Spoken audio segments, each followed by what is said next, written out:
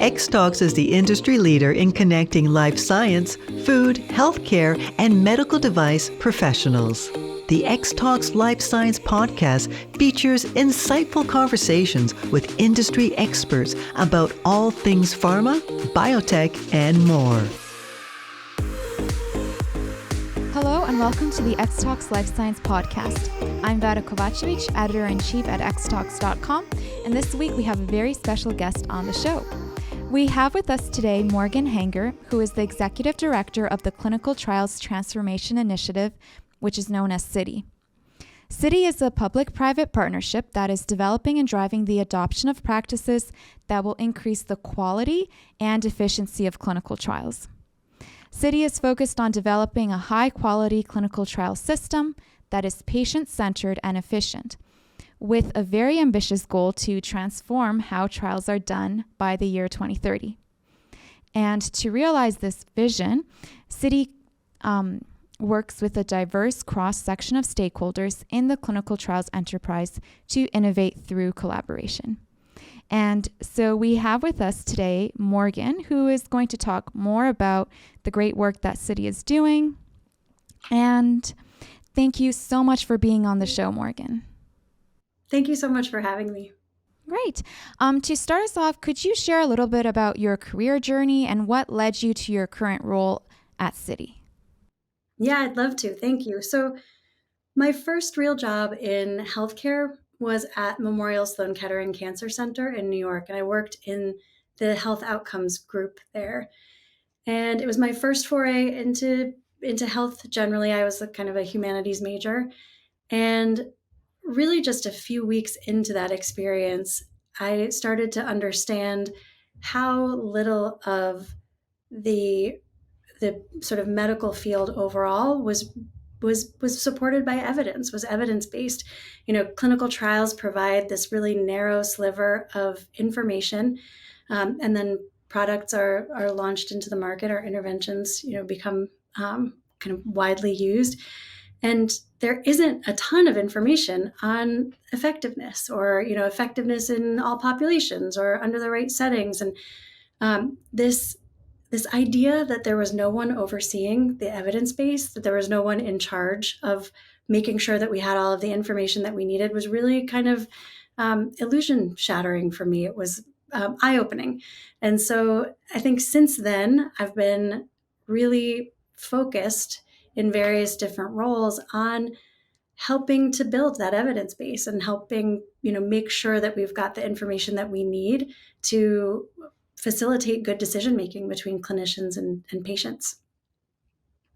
So following Sloan Kettering, I worked at an advisory services firm in New York for a little while, an advisory services firm in DC called Avalier Health, and worked with life sciences partners there on evidence generation strategies, kind of phase 3, 3B4.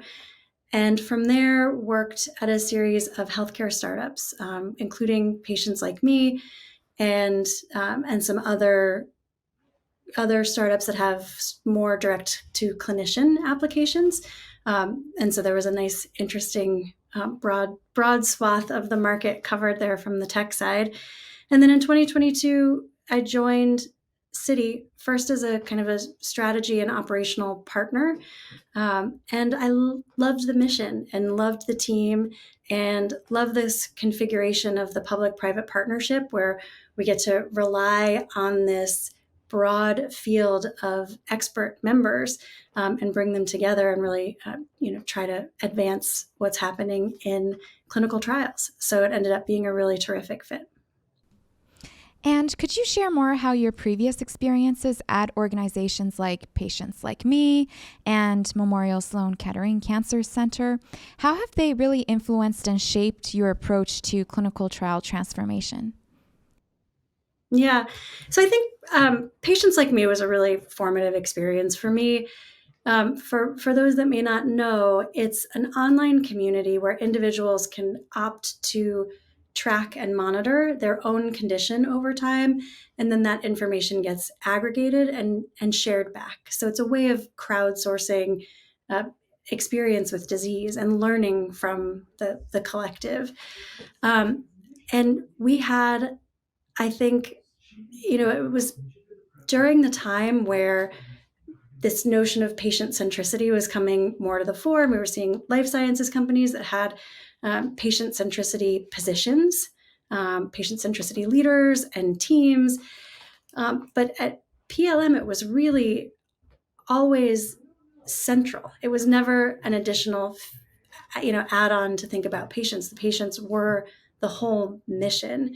I had a mentor there for a while who would encourage us all to imagine all of the patients on our platform sitting with us in a room while we were discussing things and making decisions. And so it really instilled in me this idea of the patient as the North Star. And I think that that's really critical in clinical trials, and something that, we all work really hard to think about the participant experience and making sure that we're asking questions that are impactful for patients. But it can be a challenge. And so it's been, I come back to that orientation a lot, and I'm really grateful for it. I think another thing from Patients Like Me that's interesting, or that I think about a lot in my current role, is just how long it takes to build evidence, and what a detailed and stepwise process that can be. We had this very meticulous way of coding data at Patients Like Me. So, people could report a symptom or a side effect in plain language, and we encouraged that. But we would end up with things like, it felt like I've swallowed a bar of soap, or it felt like I got struck by lightning. And you don't necessarily, know. There's not a measure code for that, right? So we had a team of clinicians working behind the scenes to make sure that we were coding these in interpretable ways in our structured data. And one of the projects that I got to work on was actually a research collaboration agreement with FDA, where we exposed this process that we undertook with this team at FDA, and encouraged them to replicate it to see if there would be high concordance with the codes that they chose. And not surprisingly, the results were highly concordant. And it gave me this experience, sort of understanding the importance of the integrity of the data, and working with external partners to use this data. They really have to think about the data quality and data provenance in all of the different ways that they might use it. And it showed me how slow, how gradual this building an evidence base can be. Like, this was just to prove out our data model. This was not it was research on the data. It wasn't even to the research stage yet. So I have an appreciation of those long timelines. Yeah, I really liked something that you said there, and you said looking at patients as the North Star. I think that quote is very memorable, and very, very impactful.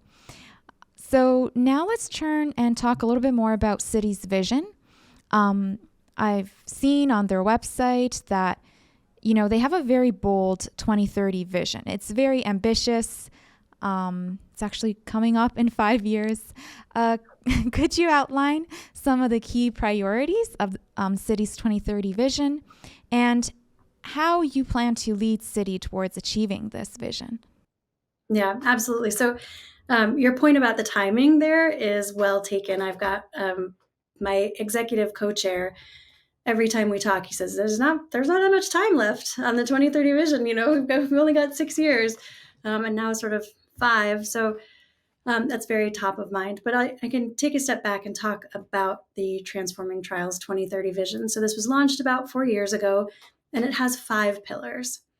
The first is that all trials should be patient-centered and representative.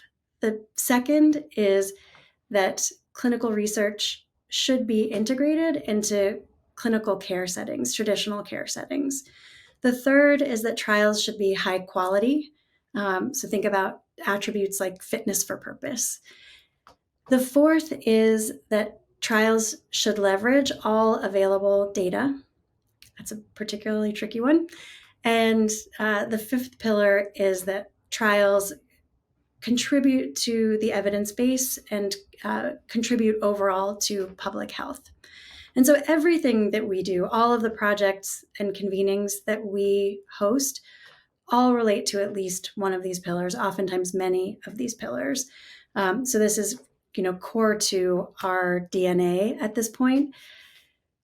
I will say that the vision is for the overall clinical trials enterprise. It's not just for City, right? This is about how we all want trials to be. So one of the initiatives that we have that I think will be particularly impactful is that we've actually developed a set of measures to assess the performance of the clinical trials enterprise. Fundamental things like how many trials actually achieve their research goal. And that sounds very simple, but it's actually pretty difficult to assess. So we're really excited about having a framework that will really allow us to talk about what's going well and where there are gaps in the ecosystem. And I think that that's one of the fundamental ways that City can provide leadership across the clinical trials enterprise. Yeah, you mentioned assessing progress. So how does City measure the real world impact of its recommendations on clinical trial efficiency and quality? How can that be done? That's a great question. We think about that all the time. And I think share this with a lot of, think tanks and similar types of organizations. It's really difficult to measure our individual impact on this enormous enterprise, right? This enormous industry. I will say that we still try. We track a number of different indicators. We track our citations, right? Are people using our work? Are they reading our work? We especially track when our work is cited in guidance documents, FDA documents, but also international ones. We were recently cited in a new WHO guidance. So we really pay attention to when our work is getting picked up. And then we also work collaboratively with our members to understand how they are using our recommendations and tools. And so we've built over time a case study exchange. We've got over 50 different case studies that walk through how different types of stakeholders have used our tools and how they think about the return on investment and the impact from deploying those. So it's an imperfect view, and certainly not sort of the macro indicators that you would hope for, but I think it does give us a really nice picture of how our tools are being used in the real world. Yeah, definitely. Even the citations in regulatory guidelines is a very big deal. And so in your opinion, City is working towards those 4 key initiatives in their 2030 vision. Are there any other aspects that you see that are the biggest challenges in clinical trials today? Yeah, I mean, there are lots of areas in clinical trials that demand attention. So we've got a lot of work to do. We've all got a lot of work to do. I think there are a couple of things that really stand out. One is this notion of consumer orientation, right? You need participants for a thriving clinical trials enterprise. Have we done enough to really think through what that exchange of value is in a clinical trial? For the most part, people report participating in them out of altruism. So is that going to be sufficient to really sustain the participant populations that we hope to see? I don't think it is. I think we need to rethink that exchange for participants, and need to think about how to create smaller control arms and how to make sure that we're doing adaptive trials in situations where that's appropriate. We need to make sure that we're centering trials around the patient as much as possible. So I think that's a really a key area of focus. I think another issue that we're watching really closely is the sort of availability of research supply in the enterprise. So I think it's reasonable to expect that with advanced compute capabilities, we're going to be seeing more drug targets, and we're going to be seeing a higher number of products entering into the clinical development stage. So essentially, putting an increased demand on the research enterprise. How are we going to fill that? Right? We already have a number of challenges in the space with workforce, with finding the right sites, with enrolling enough patients. And so I think this is something that we really need to think about, as I hope, and I think a lot of people hope, we're identifying more targets and advancing more molecules into testing. So I think that supply problem is another really, really big issue. And I think, something we come back to a lot with our relationship with FDA is really, really understanding how to create and sustain that clarity around guidance documents. What can Citi do in particular to support the intended interpretation of guidance documents? We hear more and more about sort of the over-interpretation of regulation, where sponsors are doing more than they need to do, more than the regulatory agencies had intended. And so how do we work together and make sure that we've got the right communication channels to promote the understanding that both sides need? And I think the FDA has done a really terrific job of creating communication channels, and it's incumbent upon all of us to use them. Great. So to kind of summarize, it seems like the three main challenges that you outlined here, the first one is related to participant recruitment. The second one is more to deal with not overburdening clinical trial sites and making sure that there's enough staff to meet the growing demand of clinical trials that will probably be anticipated in the future. And the third one has to deal with communication of guidance documents and their proper interpretation and use. And so is Citi addressing these challenges? So we do have work in all of these areas.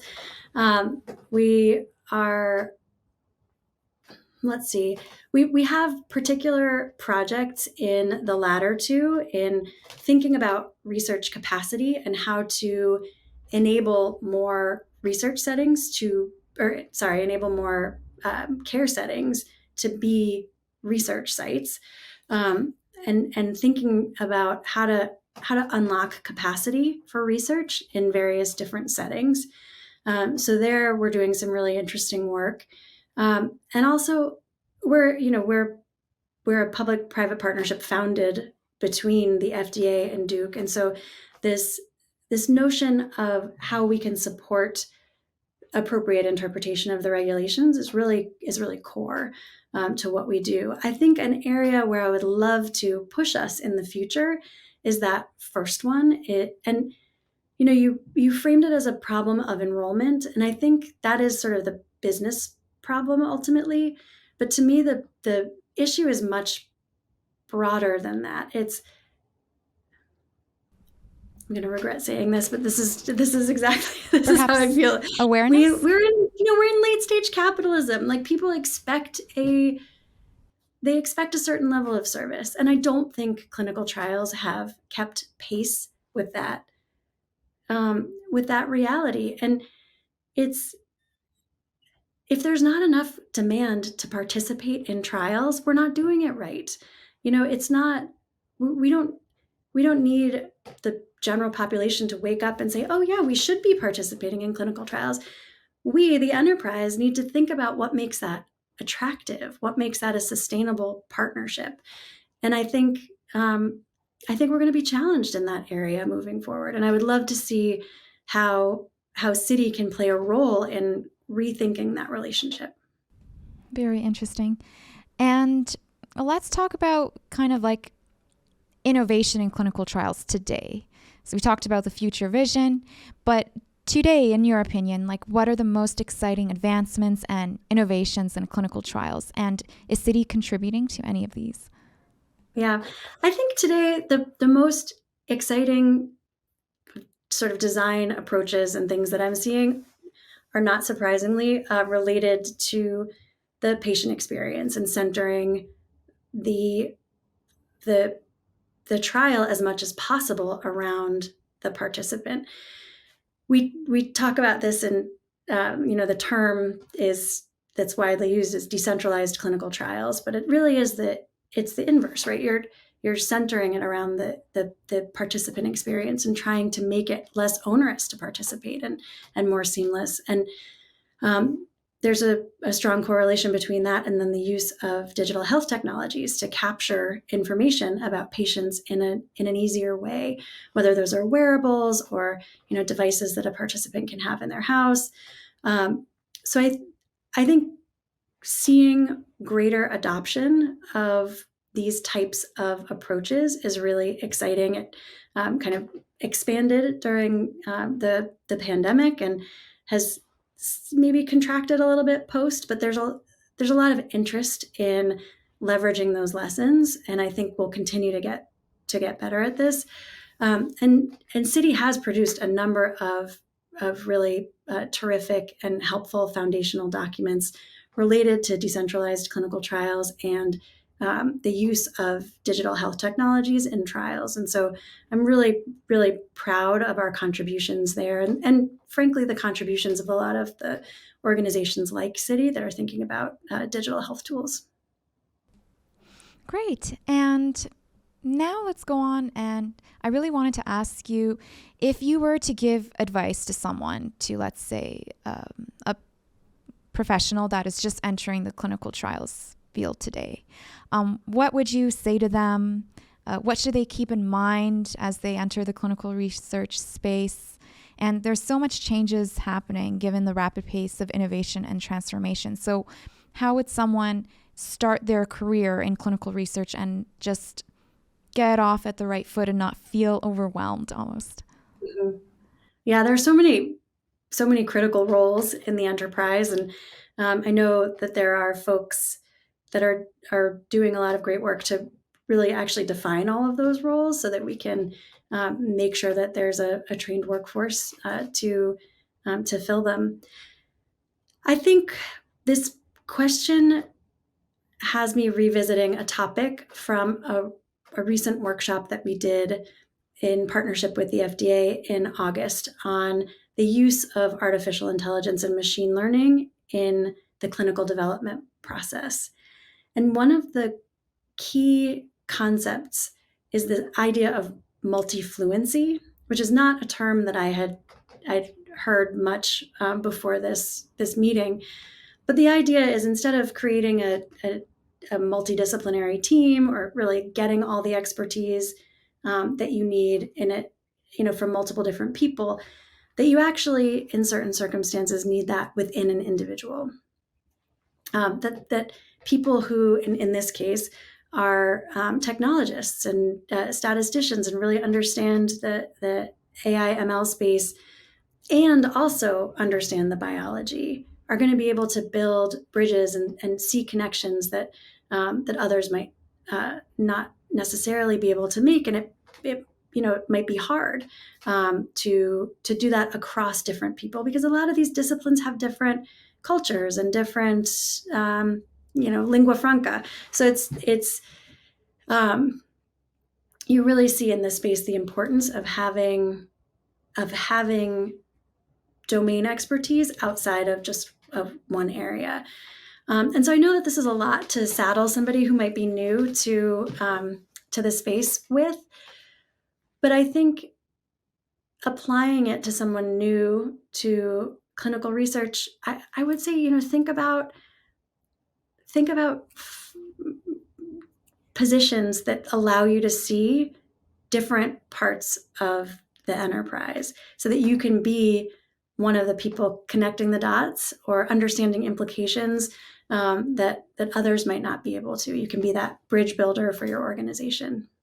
So seeking out that, those different perspectives and different learnings for yourself.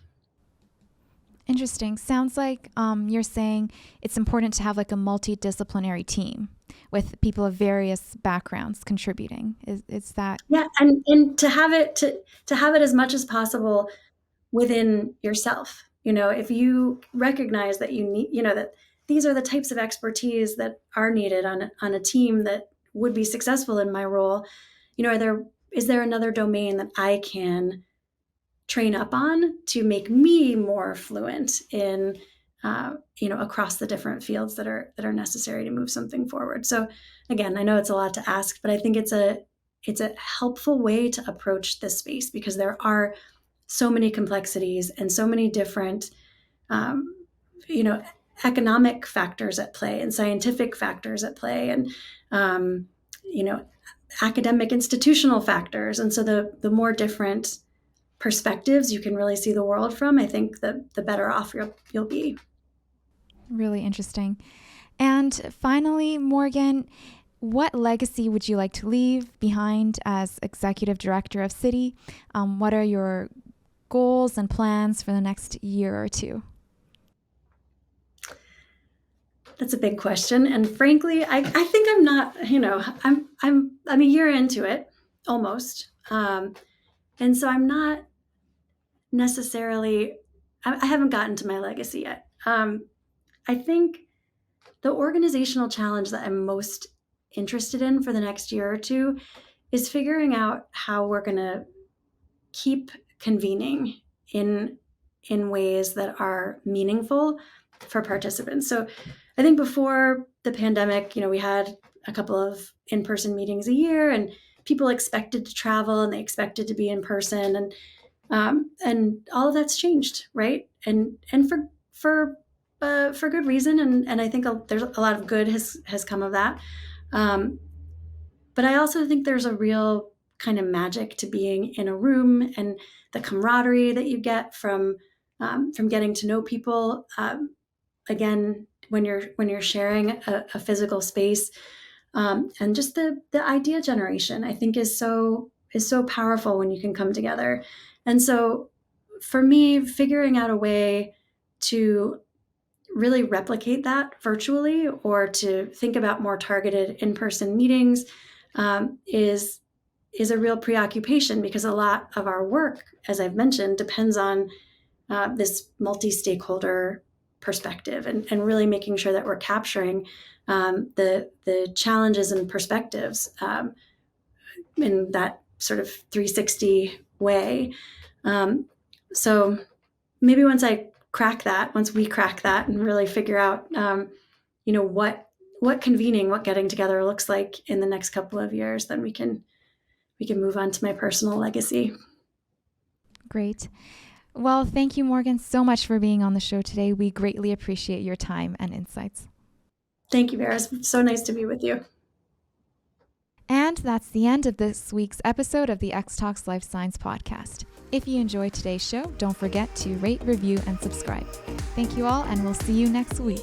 Bye. To join the Xtalks community, visit Xtalks.com and register for exclusive access to curated content like live webinars, news articles, and educational videos. The views and opinions expressed in this podcast are those of the speakers sharing them and should not be taken as professional advice, nor do they necessarily reflect the policy or position of Honeycomb Worldwide. For further information, email us at podcast@xtalks.com.